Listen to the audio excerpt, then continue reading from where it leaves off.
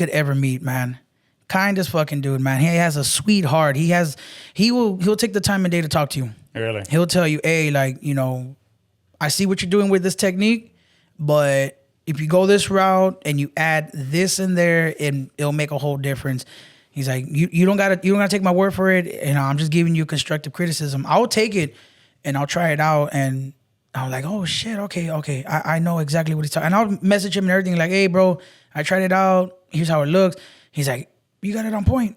You got it on point, man. Keep going, keep practicing. Just stay, like, be confident when you get behind that board, man. Because when I first started, this is back in 2020, a guy by the name of Big Boy discovered me. I got put on the radio station 3 months later. This was in December of 2019, bro. March of 2020. It was like a couple of days before the pandemic was gonna start. Yeah. I get put on the radio station. My dumb ass fucked up. Oh man. I put a pre-record mix instead of showing that I can mix.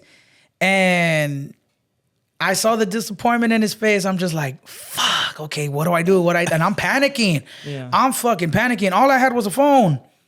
So he starts mixing and I'm seeing him. I'm literally watching him like a fucking hawk. I'm just there. I'm like, okay, hold on, big boy. Hold on. Let me do something real quick. Gives me the aux cord and I plug it in and he's tripping out. And he sees me go from Jay Perez to fucking Ram to Michael to all these cumbias. Mm-hmm.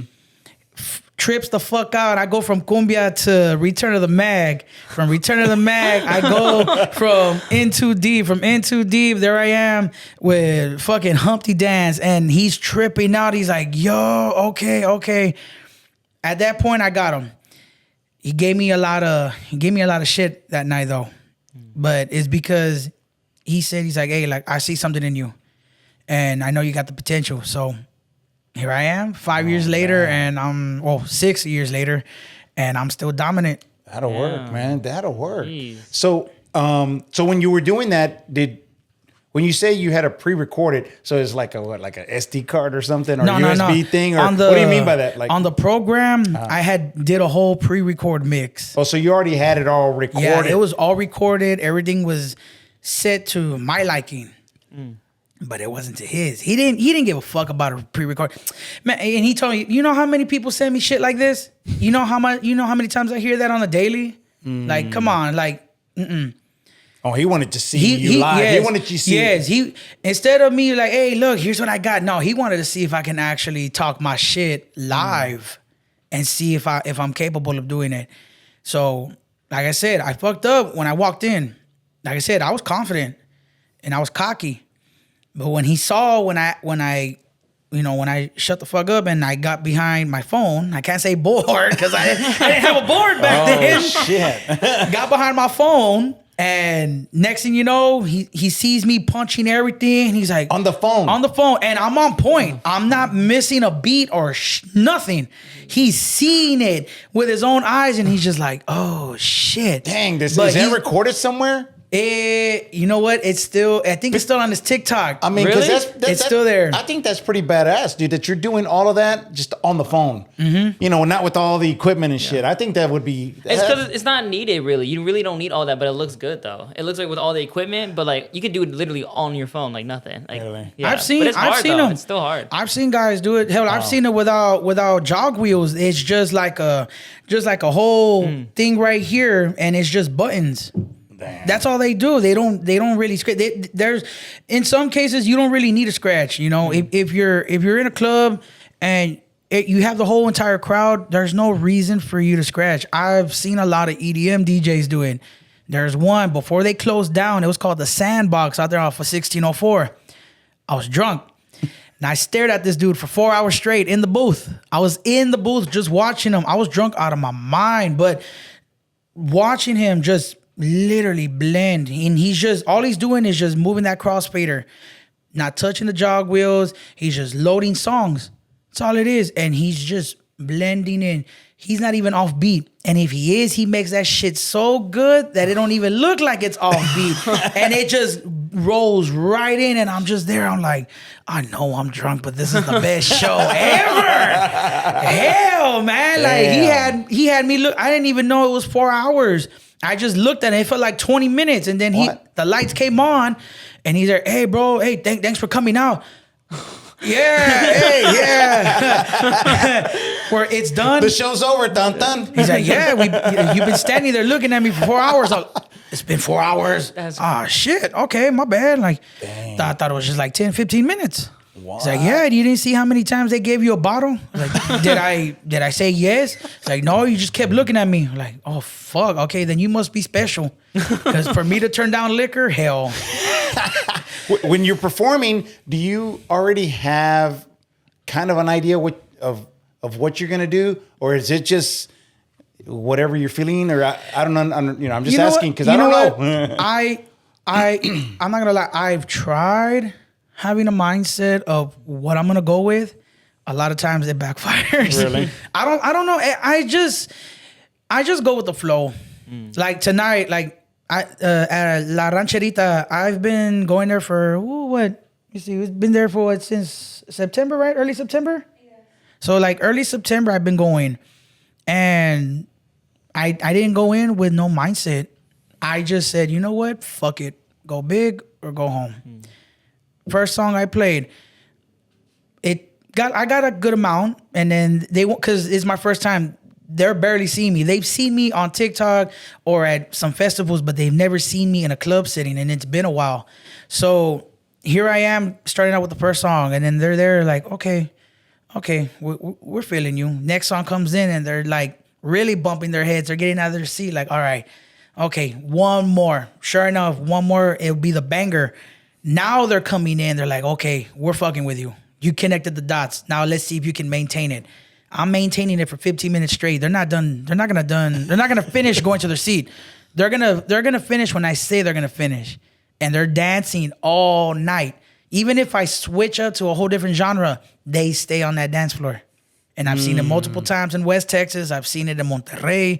I've seen it in Colorado, Florida, Cali, New York. Like, it doesn't stop.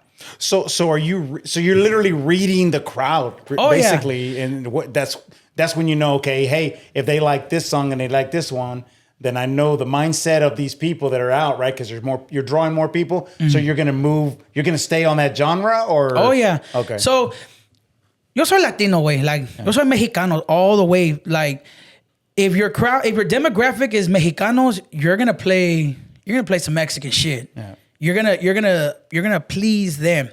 Now, if it's like 10 minutes of norteño with sax, you're gonna play norteño with sax. If you just watch them and just read how they're dancing, how they're being intimate with their partners, like you don't want to switch it up. You don't want to fuck up that mood. So you keep it going. You keep adding. You keep like throwing all this shit, whether if it's old or new, and you can blend it in together. And I've done it so many times. As long as the crowd is having a fun time, don't fuck it up. Just keep it going. At the end of the day, like they're gonna go home and be like, damn, like this is a fun spot. I want to come again. So when do you say, okay, now I need to switch it up? What's that point? When the light guy tells me, can you hurry the fuck up so we can put the strobe lights on? It's like, yes, way. Hi, boy. I'm gonna change it up. Damn. It depends. So, like I said, I'm going to use West Texas as an example. So, I've done clubs out there.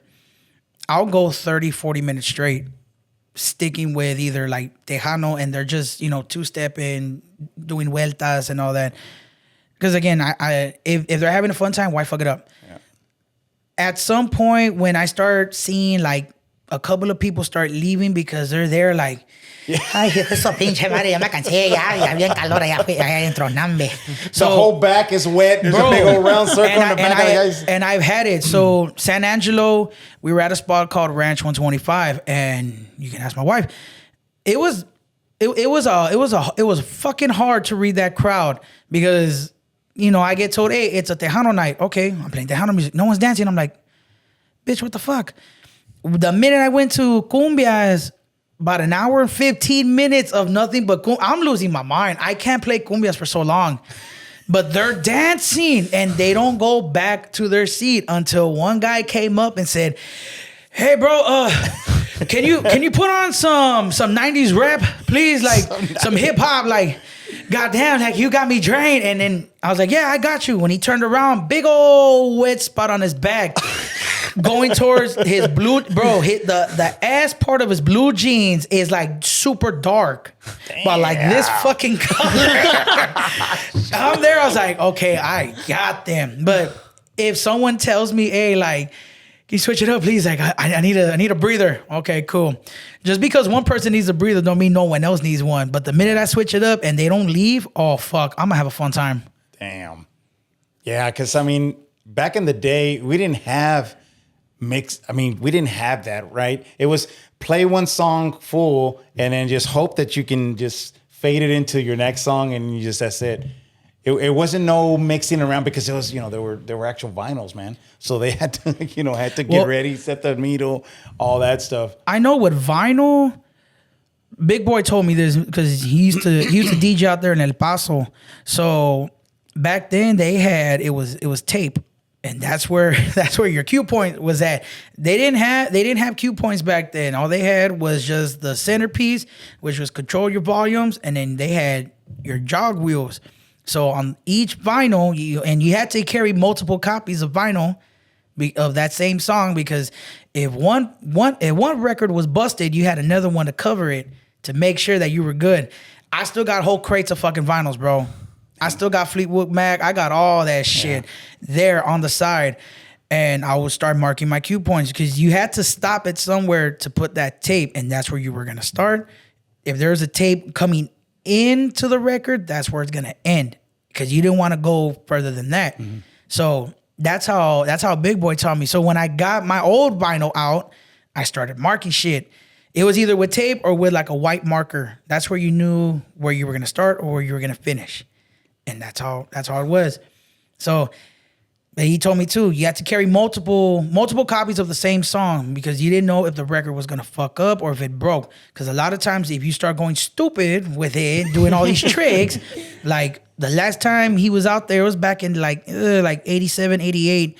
He was opening up for a DJ by the name of Bad Boy Bill. That dude's international. Love him. Well, I don't know what Big Boy was thinking, but he curved because vinyl's very flexible, but it's also to the point that if you bend it so much, it's gonna snap. So he was feeling good and he bent that fucking vinyl and he was scratching with it and it was dope because it was unheard of. But when he went a little too much, broke. Damn. And he panicked, but then he throws it in with this one because it's synced in. Yeah. Grabs another one, puts it on, he finishes routine, whatever, and then throws it off to the main DJ, and he's just there. He's like, fuck. And now they're asking, why were you saying fuck back then? Bro, because back then, all I had was just an extra copy. I didn't have multiple. So if he fucked up on a set with just one vinyl and he had just one to cover that instead of 5 or 6, and if that one broke, that's it. That's it. That's it. If he was there doing Debbie Deb or Lisa and that shit fucked up, that's it. There goes your whole night. Damn. And back then it was fucking brutal. I know it was fucking brutal. You get told that you suck. Oh, that's it. It stays with you for the rest of your life. Really? Shit. Hey man, I'm gonna ask the stupidest question that anyone's ever asked. I'm sure. Can you scratch with a CD? Yeah, you can scratch with a CD. Really? It's gonna be terrible though. I've seen. I'm just asking the questions. I don't know, man. I've seen guys do it, and it blows my mind because they got it down to a T, and they're probably not even putting so much pressure when they scratch. On mine, I got a Rain 1 in the car, so I'll put the pressure on it because I have a heavy hand. But I've seen guys like fucking jacked, bro, like bench pressing 285 as their warm up, and just the lightest touch on a CD and they're scratching it. I've seen it where they're scratching on a fucking cassette tape. On a cassette tape? Yes. How do you do that shit? So what they do is they get their pinky and they're just there going. I'm just like, bro. So really? from the room of you fucking around with pases, so now you're fucking around with a cassette tape. Hell yeah.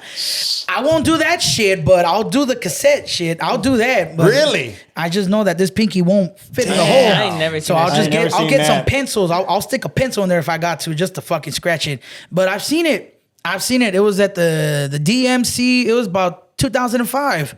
It was a whole video. I found it on YouTube. We're watching, and the guy's literally scratching. He's just there, just coming in and out. I've seen reel to reels. I've seen a reel to reel mix off.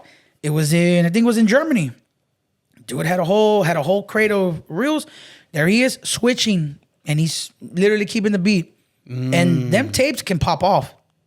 That whole thing, like the minute it rips off, that's it. It's useless. That's it, man. That's it. But back in the day, we confident. used the Scotch tape. You know, you get the Scotch tape and you cut it. Yep.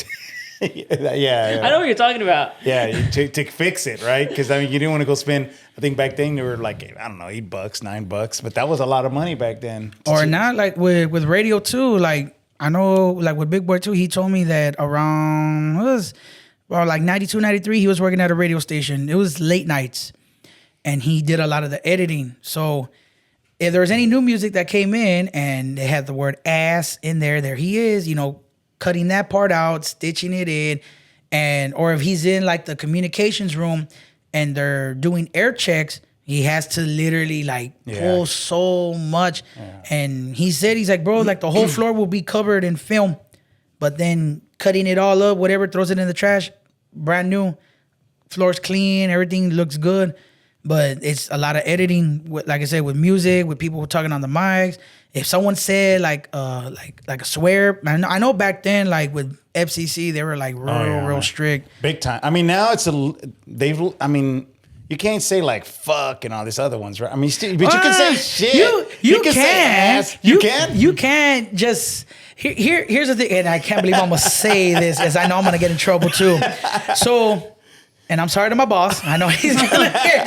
So I have a show. It's called Noche Norteña Light on K Alamo 98.9 FM. There was a time where I said, man, this fucking shit. And so the mic was on. I forgot to click it off. Now, realistically, if FCC heard that, that's an $8,000 fine. Now, if with the station that we have, if we have multiple antennas that broadcast that exact same show, and it was broadcast, say like we have one here, one in Corpus, one in Dallas, and one in Houston. If they all heard that at the same time, okay, that's $8,000 per antenna. Good thing we didn't have that. So as long as you say it one time, that's it. Because the odds of someone actually listening on the radio and trying to find the number to FCC to report your ass, it's going to take time. And even at that, by the time they even do open an investigation on you, it's already too late. It's already 5, 6, 7 months from now. They're not going to investigate right then and there. Now, if it was something like on national television, like if someone popped out a titty at the Super Bowl, okay, then like that specific, like that network, that broadcast network is going to get in trouble. But if it like on radio, what are the chances of someone reporting me for what I said 3-4 years ago? Yeah. FCC is gonna laugh.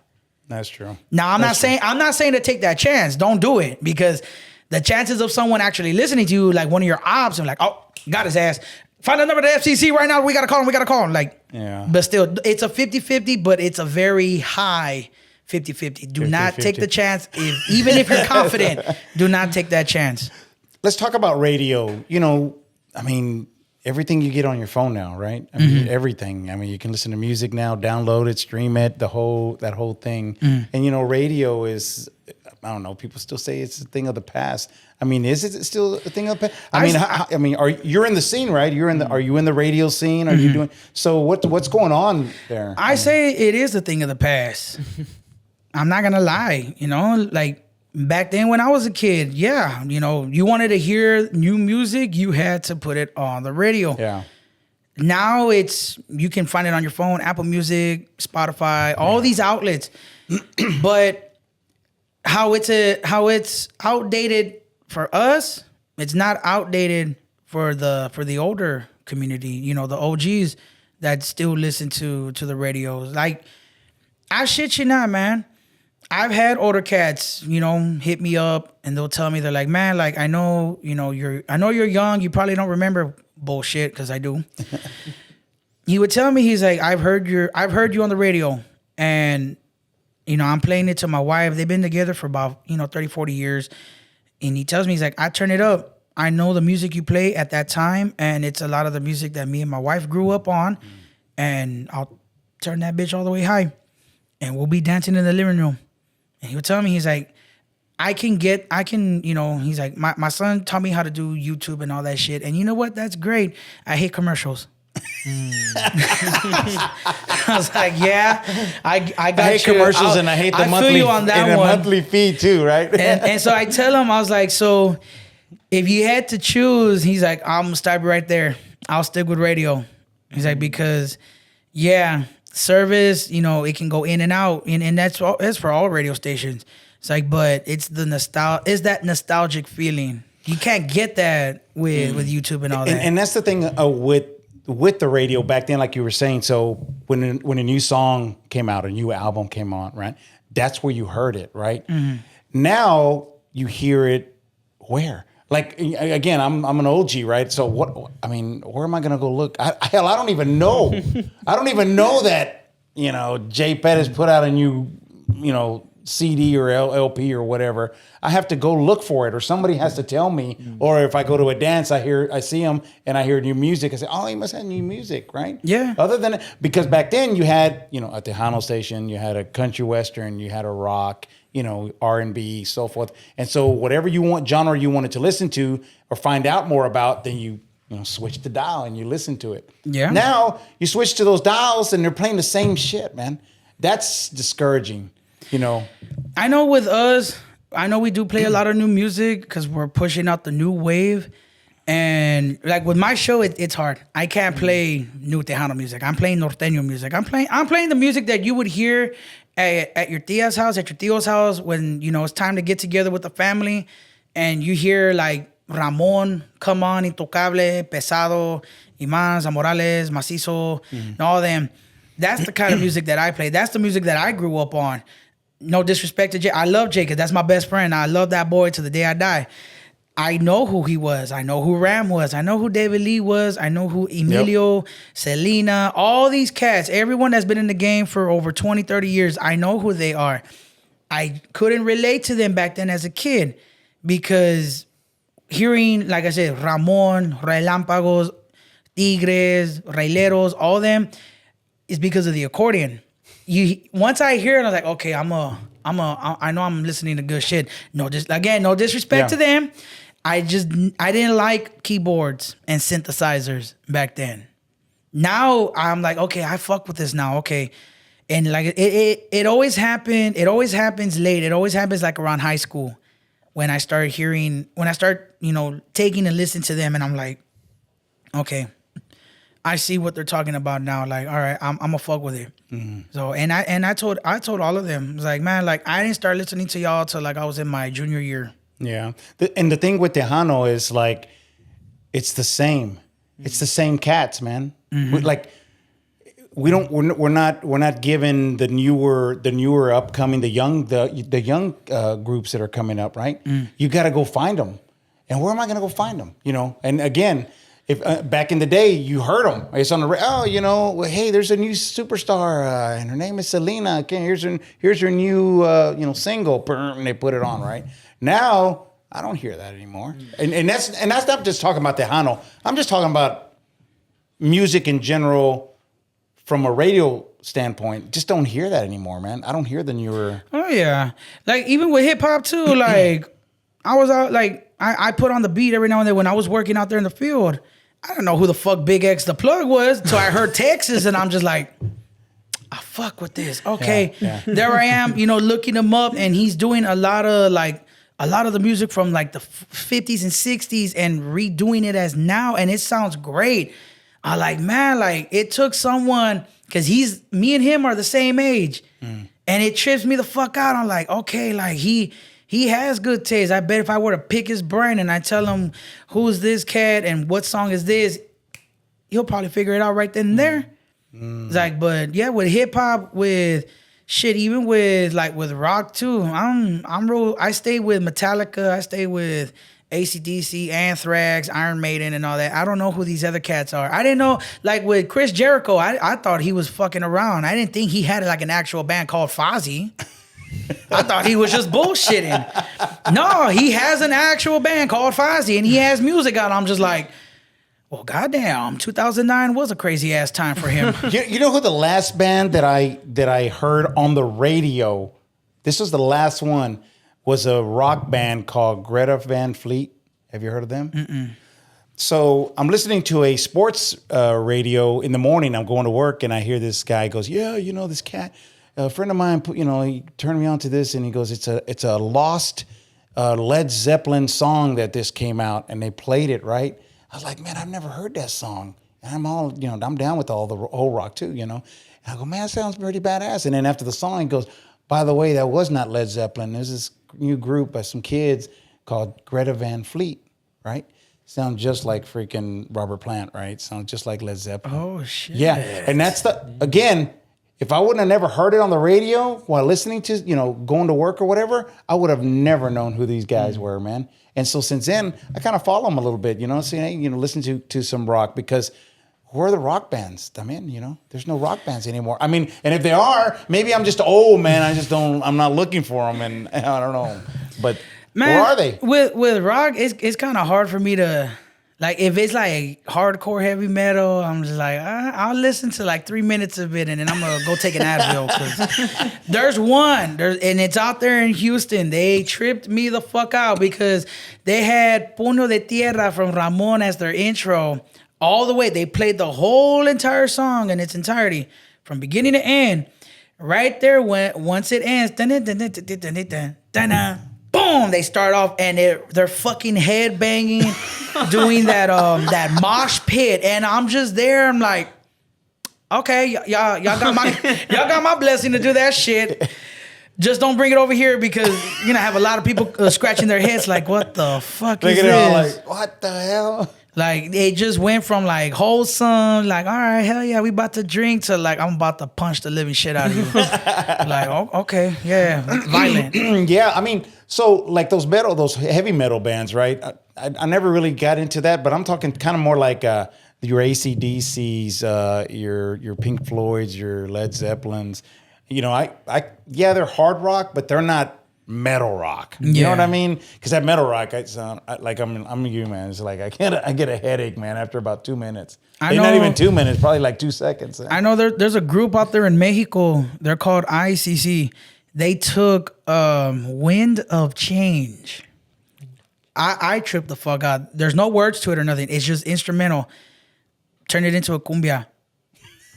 Really? I tripped out. I was driving home. Gotta check that out. And I'm hearing it, and it's called Elite Cumbia. I'm like, okay, hold up. In the beginning of it, you don't hear it. It's just like synthesizers and keyboards, and then you hear it. Da-na-na, da-na-na-na-na, and then it goes in, and I'm like, holy shit. Really? I gotta listen to that. So I took their song, remixed it, put Scorpions on there, went ahead and put the lyrics on there, the vocals, all that, because I needed to hear it. But before I even did that, you had to put the whistle. You got to. It's iconic. The minute you hear it, you're gonna fucking sing along to it.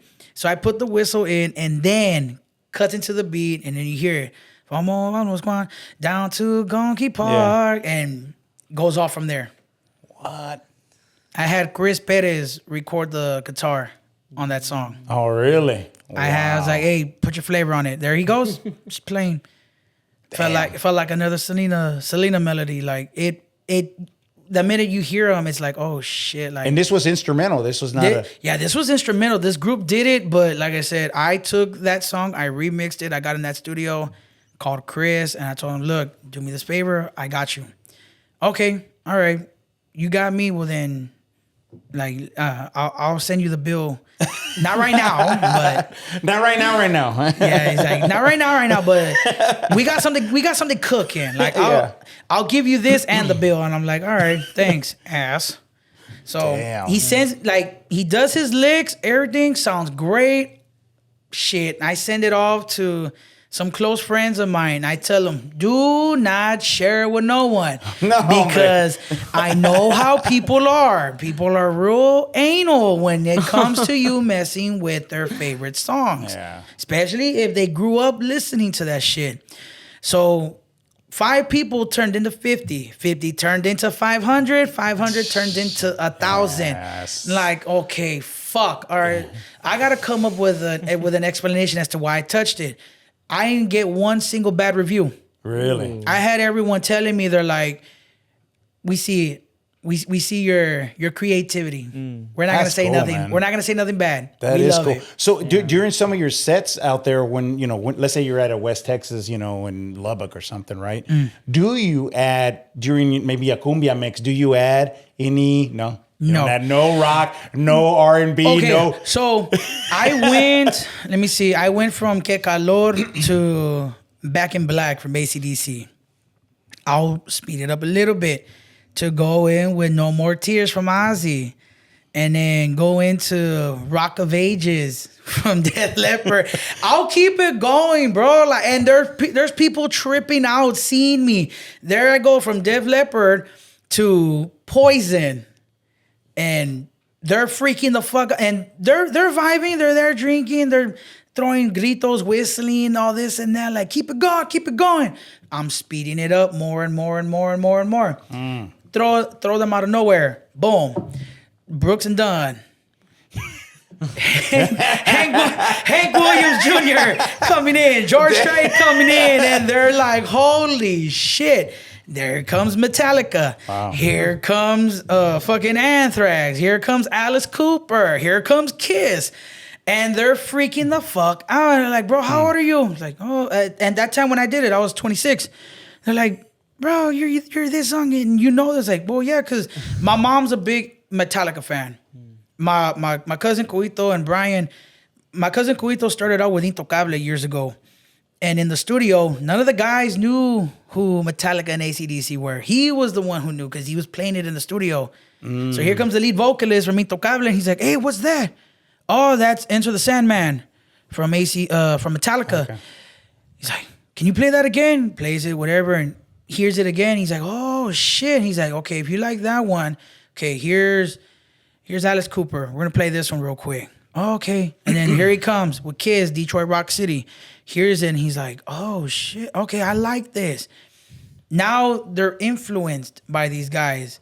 So if you ever hear Intocable and you hear like a little, like a heavy metal guitar lick in there, it's because they listen to these groups and they're inspired by them, where they start adding a little bit of rock in their music. Not a whole lot, just a little splash for some flavor. Yeah. And it sounds great. I can't knock them down on it. It sounds fucking good.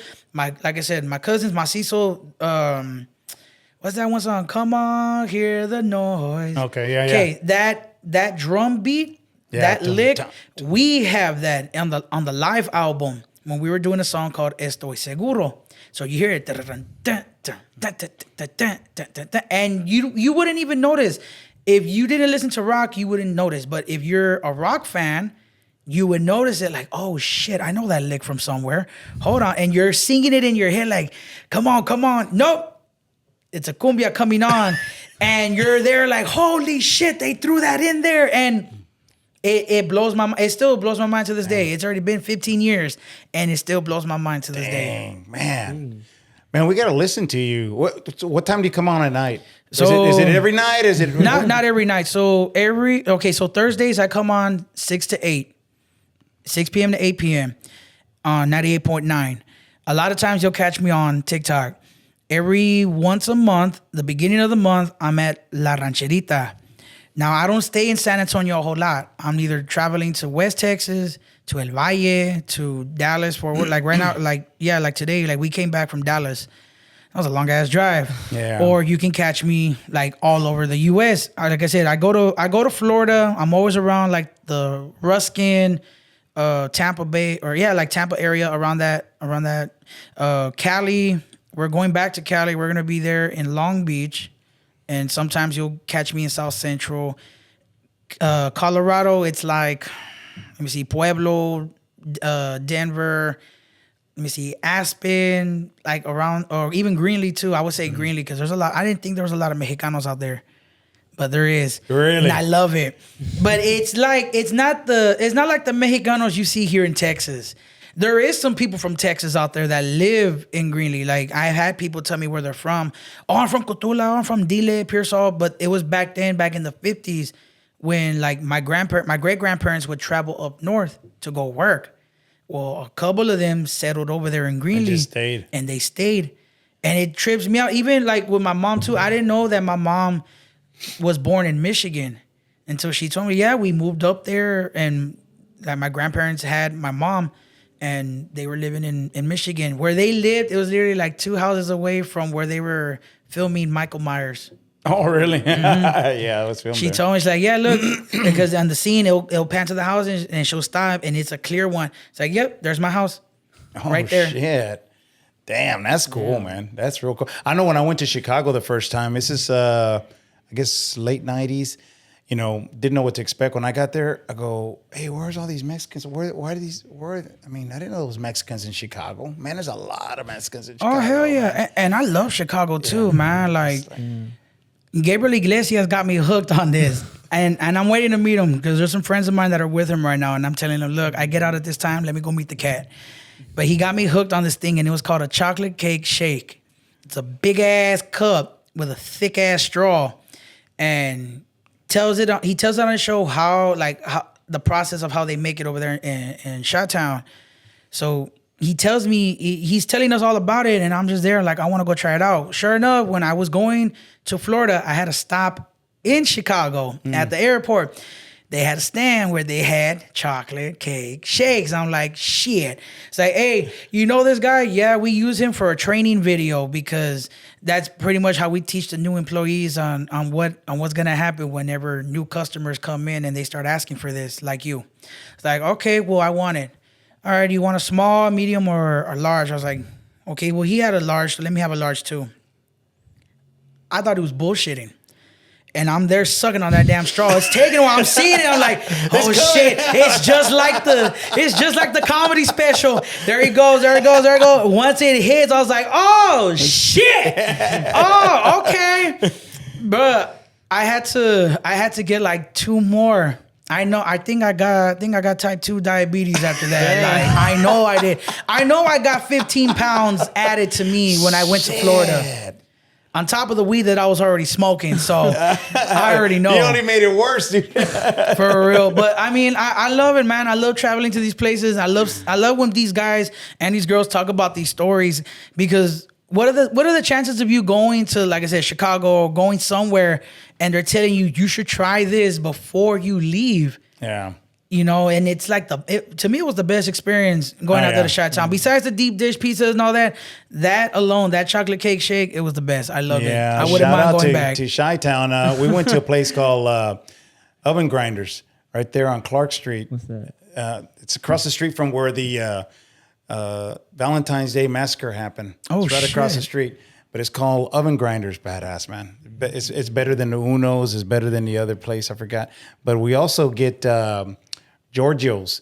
We actually, a friend of mine would go up there, and when he come back, say, "Hey man, you know, here's some money. Bring us 3 back, frozen, because they freeze them." And so he'll put them in his luggage and bring them back to us, man. They're Giorgiano's or something like that, but it's pretty good, deep dish. Shit, I need to try that out. If I can bring it home, hell yeah. Yeah, man, that's the way. Yeah, we used to do that. But and talking about Gabriel. Man, I text that dude, man. I said, hey, we're going to have a podcast. Can you swing by? I mean, it's right there by my house where he was tonight. Is it tonight? Yeah, he was there tonight, right there at the LOL, you know, doing some benefit thing. Yeah. And I only live like a couple of blocks away. I said, man, I'll set up the podcast, man. You should show up. But he didn't. Nah. Man, like I said, I got some friends that are around him. I'm going to text them too. Like, look.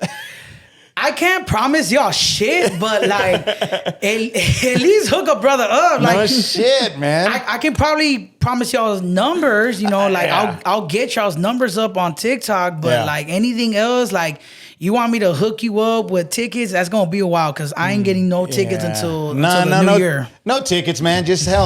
Man, dude. I was like, just come over here, sit down. Hell, 20 minutes, dude. That's all I need. Just get 20 minutes of your time, man. I'd like to talk to the guy, man. You know, I want to talk to him too. Like, I feel like I'm gonna get like a religious experience. No shit, right? If I talk to him, like, man, because like I love him. He like I said, he did a whole show and he was talking about how he met Vicente. It was a complete opposite for me. I met Juan Gabriel 3 months before his passing. Me and my mom, we had something planned for my grandma. It was her birthday. We took her all the way to Laredo. But before we went to the arena, we and got her drunk. we got some margaritas for her and there she is, like a fucking pro. Ooh, she's already done. I'm just like, you want another one? Sí, mijo. Sí. Okay. Hey, can we get a fishbowl, please? Okay, cool. Same thing. Yeah. There she is. She's there. Damn. Like literally, like she's taking big ass gulps out of it, and I'm just like, Grandma, you good? Sí, mijo. You don't want another one? No, mijo. Tan bueno es el margarita tan bueno, güey. Pero no, I don't need another one. Oh, okay. All right. You ready? Sí, mijo. Where are we gonna go? Well, we're gonna take you somewhere real quick. You're gonna be happy. Okay. Got her in the car, whatever. We went to the stadium. We made sure that she didn't look at the signs. So I forgot to warn her. We made the turn, and there's that big ass fucking sign right there where it says Juan Gabriel, and I got my bandana, went and like put it over her eyes, like suéltame, sujita puta madre, suéltale. Like, sorry, Grandma, hold on, you can't see this. ¿Por qué? It's a surprise. Whatever. So parked the car, whatever. She didn't see the signs. We made sure she did not see shit. We walked to the front. Good thing that they didn't have where it said Juan Gabriel. Like, oh, thank God. Walked in and she's hearing the music, all this and that. And get to where we were sitting at, we were right there, like right by the stage. And on the stage, he has stairs to come down. He always comes down from the stage to interact with the crowd. And he's there. She's there telling me, she's like, who's playing, mijo? Who's playing? I was like, you're going to find out. Don't worry. Lights come down. And then you hear the animador getting on the mic. He's hyping up the crowd. My grandma's there. It's like, oh, who is it? Aquí estoy presenta. Juan Gabriel. No mames, güey. No, te la cico, no. Sure enough, there he is coming out. He's there blowing kisses at everyone. Starts the first song. And there she is. She's getting up. She's singing along. She's dancing. Finally, in the middle of his set, he comes down the stairs and he's singing to the crowd. Everyone's rushing to that gate. Cops are there and he's like, no, it's okay. Tan bueno. He's pushing security away. My grandma's right there and he's touching everyone's hands. When he gets to my grandma, he goes, kisses her hand. Yeah. And we're like, oh shit. We look at her. Blank. Oh, man. I think the mic went off. Hold on. There. Oh, loose. It's loose right there. Yeah, there it is. Okay. It looked like she saw a ghost. But she came back and she was like, she was like, he touched my hand, mijo. He touched my hand. I'm not washing it when we get home. Like, fuck, but finally, like, the show was over. She was there complaining that her legs were hurting because she has bad knees. Finally, when we get to the car, she's breaking down crying. And I thought it was because, like, her knees were like, hey, we got to take her to the hospital. No. She's like, no, mijo. And she tells my mom, too, it's like, thank y'all. Like, it was truly amazing. 3 months later, passes away. And we're just like, fuck. And my grandma's there. Well, at least we saw him before this. I was like, you're fucked up for saying that. Why? It's like, pues, hey, I'm old too. It may be my day too. Hey, no, ¿qué tal lo hocico tu grandma? You still got like another 150 years left. Yeah. You're not dying until I say you're going to die. Yeah, we saw him at, before it became the Frost Center, AT&T Center. AT&T Center. So it was a good show, man. That guy. I didn't like that they changed it to the Frost Bank. There's already, doesn't... Used to be the SBC Center. SBC? What's that? Yeah, that's the one like who a built bank? it. Really? SBC? No, that's just Southwestern Bell Corporation. So it's a bail company? Yeah, Southwestern Bell Corporation, SBC Center. That's how it was built, 2002. Ah, cabrón. Come see the Spurs and come talk to us about your bail. We'll give you 2 for the price of 1. I liked it when it was the AT&T Center. Yeah. I can't say Frostbank. I'm trying to remember. There's another city here in Texas that has Frostbank, and it's like, why do we have to have the same? Yeah. I don't like it It's at iconic. all. I think all the money went to Dallas, man. The AT&T Stadium. I wouldn't doubt it, man. I think you can put your name on this stadium for $1 billion. I know what Jerry Jones was putting curtains on the window, because I think what Dak Prescott got fucking blind when he was trying to make the kick. And then he was there. No, the sun was in my eyes. Then there's everyone grilling Jerry, like, put fucking curtains in the damn stadium, bitch. Oh yeah. And there he is. I finally put the curtain in that one spot. Okay, well, what about the other ones? What are the chances of the sun hitting there? It's pretty bad, especially in October, man. And they're playing those 3:00 games when the sun is coming down.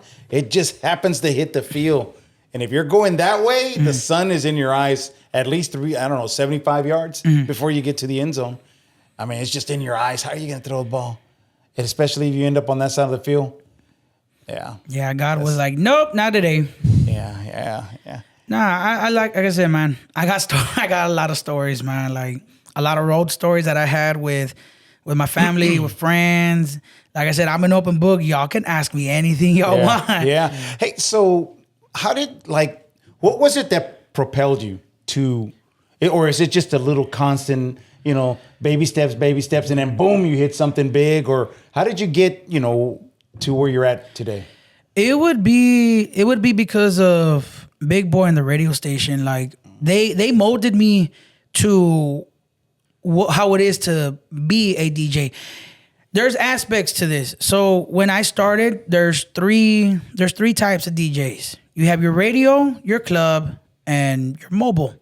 Your radio, you're confined to the programming that the program director puts on the screen.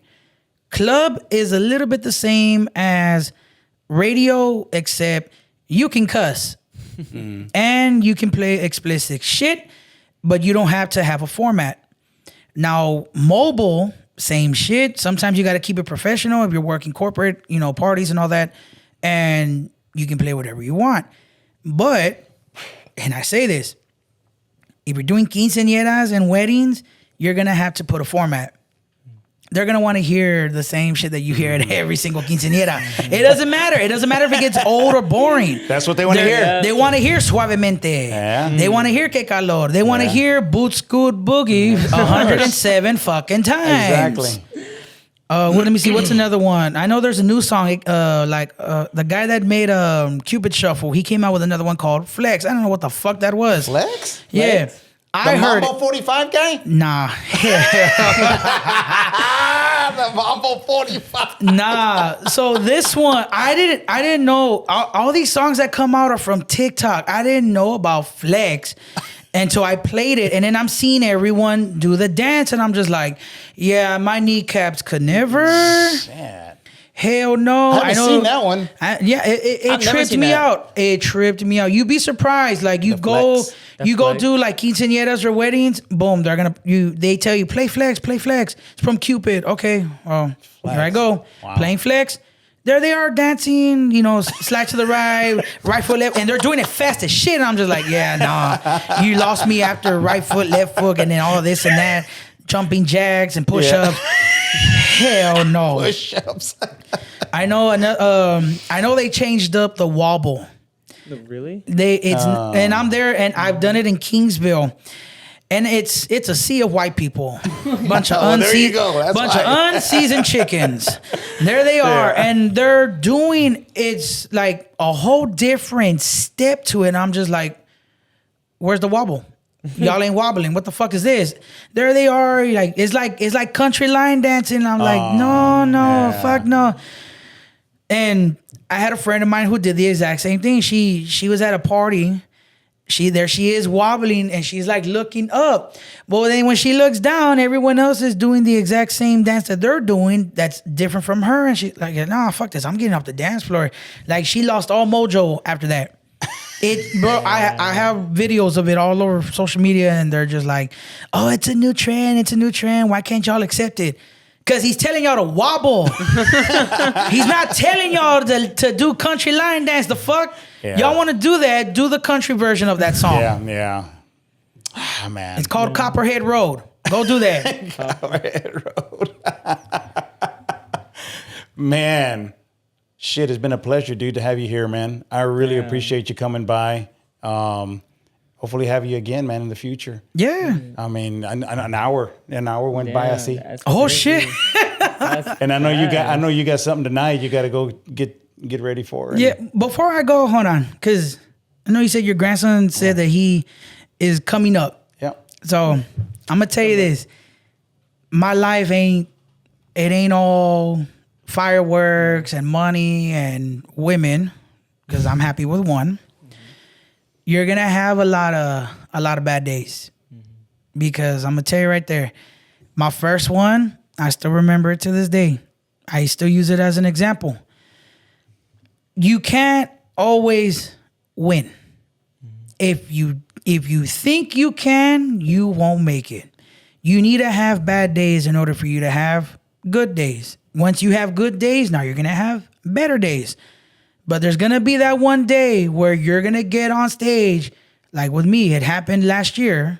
Well, this year, and it's going to finish out. Where you're going to look back and say, I'm glad I did what I did, and how I got here is how I got here. No one else can replicate what I did. And that's why I'm unique in my own ways. You're going to say that. Just watch. You're going to say that. When that final day is going to come where you're seeing a sea of people just jumping all over the place, jamming out to you. You're going to say, I love this. I made it. But when you say you make it, when you say I made it, remember, stay humble. Yes, sir. Because the people who got you there, they can easily put you back to where they are. Yeah, that's true. Yeah, that's just about it. And in any, just about anywhere. Any form of like entertainment. Yeah. Mm-hmm. Yeah. So goes for the president of the United States too. Remember that shit. All right, man. Double Days podcast coming to an end. We've had the aftermath. This is the aftermath right here. Damn right. I appreciate it, brother. Thank you. Appreciate it, man. Appreciate it. We're out.